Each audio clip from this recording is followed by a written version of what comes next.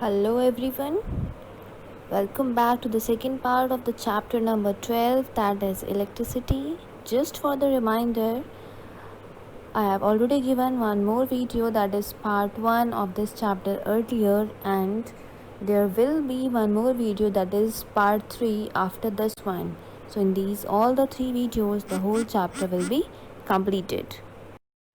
In the previous video, we discussed the 3 topics, that is introduction of the chapter. We talked about what is electric current in electric circuit, electric potential and potential difference.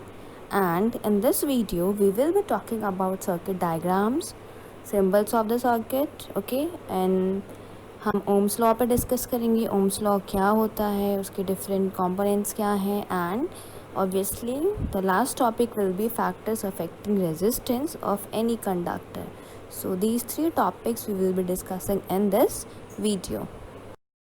Let's start with the very first one, that is symbols of the circuit diagram. First, किसी भी circuit को या फिर circuit diagram को समझने से पहले हमें उसके सिम्बल्स को समझना चाहिए कि उस सर्किट में कौन कौन से सिम्बल्स यूज़ होते हैं.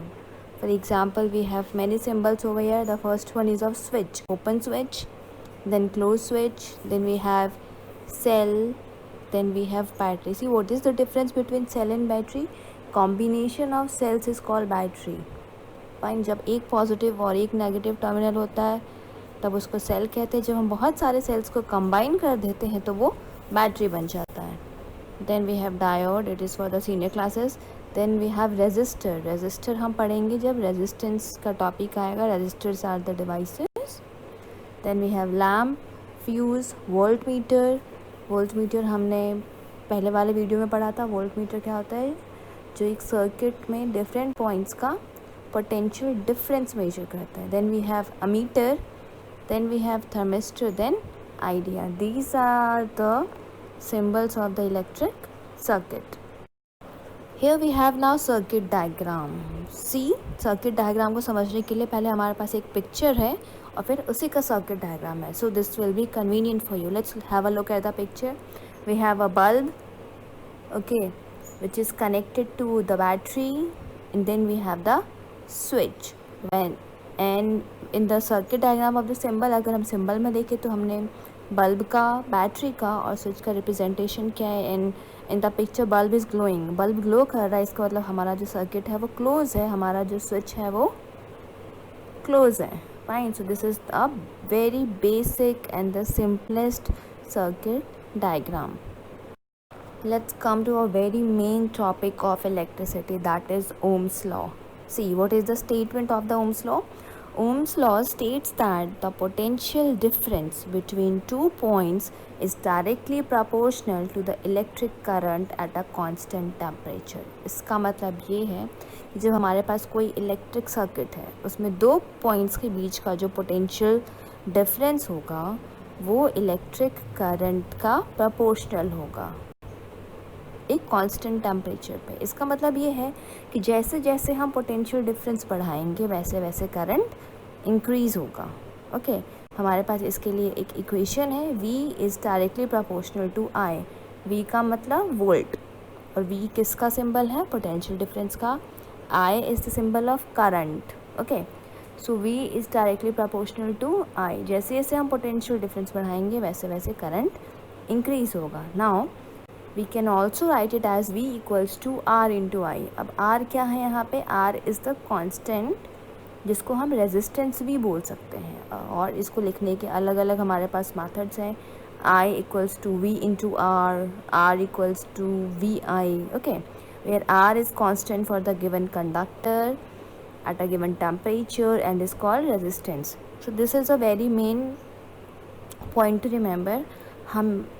हमारा जो वोल्टेज है वो करंट के डायरेक्टली प्रोपोर्शनल रहेगा जब तक कंडक्टर का गिवन टेम्परेचर और रेजिस्टेंस सेम है.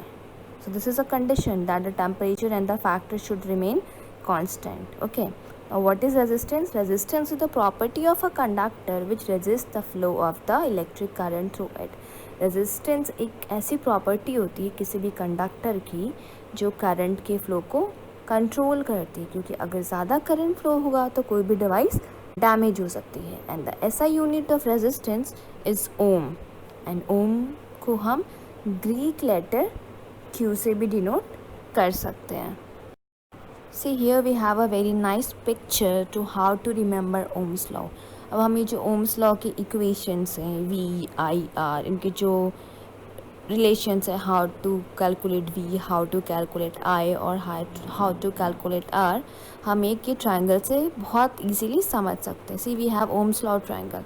अब हम इसको इस तरीके से लिखेंगे, V ऊपर और I और R नीचे. अगर इसको हम कैलकुलेट करें, V equals to I into R, I equals to V by R, then R equals to V by I. So in this manner, it is very easy to calculate all the three components of the Ohm's law. Now we have the graph of Ohm's law. Okay, so according to the Ohm's law, V equals to I into R. जहाँ पे हमारा V voltage है, I हमारा current है और R हमारा resistance constant है. तो अगर हम ग्राफ प्लॉट करें V और I के बीच में, तो इसका मतलब हमारा जो रेजिस्टेंस है that should be a straight line and constant. Because R is constant, तो हमें जो R का जो ग्राफ है, जो लाइन है, that should be very straight. So here we have two graphs. The first graph is of ohmic device. Okay, एक ऐसे डिवाइस का ग्राफ है जो ओम्स लॉ पे वर्क करता है. And obviously we can see that the line of the resistance R is straight line. That means it is a straight line graph. But the second graph which we are seeing here, R is not constant. यहाँ पे R हमारा constant नहीं है. The line is bending. Okay, and this is for non-ohmic device. This device is not working on the Ohm's law. So from these two graphs, it is very much clear that the line of the R that is constant for the Ohm's law should be a straight line. It should be a straight line graph because हमारा R क्या है, constant है. Next one we have resistance. See, what is resistance? Resistance is a property of a conductor due to which it resists the flow of electric current through it. A component that is used to resist the flow of current in a circuit is called resistor. Resistance एक conductor की ऐसी property है जो current flow को resist करती है, रोकती है. और ऐसे डिवाइस जो रेजिस्टेंस प्रोवाइड कराए किसी कंडक्टर में, उसको हम बोलते हैं resistors. In practical application, resistors are used to increase और decrease the electric current. Now what is variable resistance? Resistance is fine.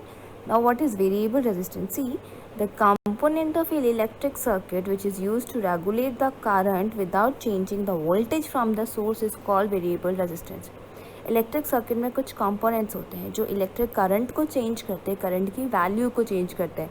से फ्रॉम 5 एम्पेयर टू 3 एम्पेयर और 3 to 2 और 2 to 5 अगेन, बट उसमें हमारा वोल्टेज चेंज नहीं होगा. तो इसको हम बोलते हैं वेरिएबल रेजिस्टेंस. क्योंकि ऑब्वियस सी बात है, अगर हम रेजिस्टेंस कम करेंगे तो करंट ज़्यादा फ्लो होगा, क्योंकि रेजिस्टेंस क्या कर रहा है, करंट को रोक रहा है. तो अगर हम रेजिस्टेंस को कम कर देंगे तो हमारा करंट ज़्यादा फ्लो होगा, और अगर हम रेजिस्टेंस इंक्रीज़ कर देंगे तो हमारा करंट कम फ्लो होगा, but without changing the voltage. So this is called variable resistance. And obviously there is a device which provides the variable resistance, and this is known as rheostat. Okay, so remember this. For the resistance हमारे पास device होती है resistor. Variable resistance के लिए हमारे पास device होती है rheostat. We have a picture of a resistors over here. See, there are numbers of colorful resistors. हर resistor के कलर का एक कोड होता है. Now this we will discuss in the senior classes. But all these cylindrical, जो आपको छोटे छोटे cylindrical objects दिख रहे हैं, colorful, blue, orange, yellow, these all are different kind of resistors. This is how the resistors look like. Now, what is the cause of resistance in a conductor?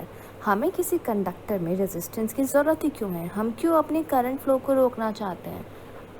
I mean we should be happy ना कि हमारे किसी electrical conductor या फिर device में ज़्यादा current flow हो रहा है, तो जल्दी जल्दी इलेक्ट्रिसिटी आएगी, जल्दी जल्दी ऑब्जेक्ट वर्क करेगा.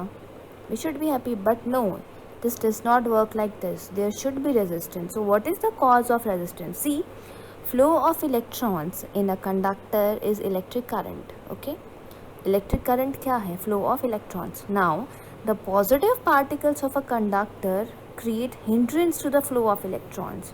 हम ये तो मानते हैं, हमने एटम्स पढ़े हैं, तो एक मैटर में किसी कंपोनेंट में हमारे पास positive particles that mean protons और नेगेटिव पार्टिकल्स मतलब इलेक्ट्रॉन्स भी होते हैं. तो जब इलेक्ट्रॉन्स फ्लो करते हैं तो हमारे जो पॉजिटिव पार्टिकल्स हैं, जो प्रोटॉन्स हैं, तो वो क्या करते हैं, उनको अपनी तरफ अट्रैक्ट करते हैं. अट्रैक्ट करने की वजह से इलेक्ट्रॉन्स का फ्लो थोड़ा कम हो जाता है. So because of the attraction between them, जो हमारे पॉजिटिव और नेगेटिव पार्टिकल्स के बीच में जो अट्रैक्शन होता है, this hindrance is the cause of resistance in the flow of electricity. इसकी वजह से जो हमारे इलेक्ट्रॉन्स है या फिर जो हमारा इलेक्ट्रिक करंट है वो स्पीड से मूव नहीं कर पाता है, और इसी को हम रेजिस्टेंस बोलते हैं. This is the cause of resistance. Now let's talk about the need of resistance. Resistance की नीड की ज़रूरत इसलिए है क्योंकि अगर हम रेजिस्टेंस के थ्रू करंट को कंट्रोल नहीं करेंगे तो ज़्यादा करंट फ्लो होगा, जिसकी वजह से हमारी डिवाइस फ्यूज़ हो सकती है, ख़राब हो सकती है. The device can get damaged. Next we have factors on which resistance of a conductor depends. Now अगर रेजिस्टेंस है तो कुछ फैक्टर्स होते हैं जिसकी वजह से रेजिस्टेंस कम या ज़्यादा हो सकता है. Let's talk about the factors. Resistance in a conductor depends on the nature, length and area of cross section of the conductor. किसी भी कंडक्टर का जो रेजिस्टेंस है वो कंडक्टर के नेचर पे, कैसा नेचर है कंडक्टर का, उसकी length and area of cross section पे डिपेंड करता है. The very first one is nature of the material. See, some materials create least hindrance and hence are called good conductors. कुछ materials होते हैं जो good conductors होते हैं, वो resistance बहुत कम provide करवाते हैं. For example, silver is the best conductor of electricity. This means that this creates very less resistance. ये resistance बहुत कम create करता है, इसलिए वो good conductor है. While some other materials create more hindrance in the flow of current. Example, flow of electrons through them. For example, we have some bad conductors like insulators, like hard plastic. इसका मतलब ये है कि hard plastic में जो current है वो बिल्कुल भी फ्लो नहीं कर पा रहा. क्यों? क्योंकि वहाँ पे रेजिस्टेंस बहुत ज़्यादा है. देयर इज़ नो प्लेस और no charging of particles for the electrons to flow. So this is the basic why we have good conductors and bad conductors, or we call them insulators. So जितना ज़्यादा resistance होगा किसी material में उसमें उतना ज़्यादा current, उतना कम करंट फ्लो होगा. For example we have plastic, wood, paper, clothes. These are the insulators, whereas some metals like silver, iron, these are very good conductors of electricity. So obviously the resistance depends on the nature of the material. Next we have length of the conductor. Resistance, that is R, is directly proportional to the length of the conductor. This means resistance increases with the increase in the length of the conductor. हमारे पास जो भी conductor है उसकी length के साथ साथ resistance increase होता है. So this is the reason that the long electric wires create more resistance to the electric current, because resistance, that is R, it is directly proportional to the length of the conductor. And a very practical example for this is, earlier we have noticed कि जो हमारे chargers होते हैं phone charge करने के लिए पहले बहुत लेंथ में आते थे. They used to be very long earlier, but nowadays the wire is getting short day by day because the short wire creates less resistance और हमारा जो डिवाइस है वो जल्दी चार्ज हो जाता है. On the other hand, the long wires create more resistance and our device used to take a lot of time to get charged. This is a very practical example. So in short, we can say that length of the conductor is directly proportional to the resistance of the conductor as well. Next we have the area of cross section. See, what does this statement say?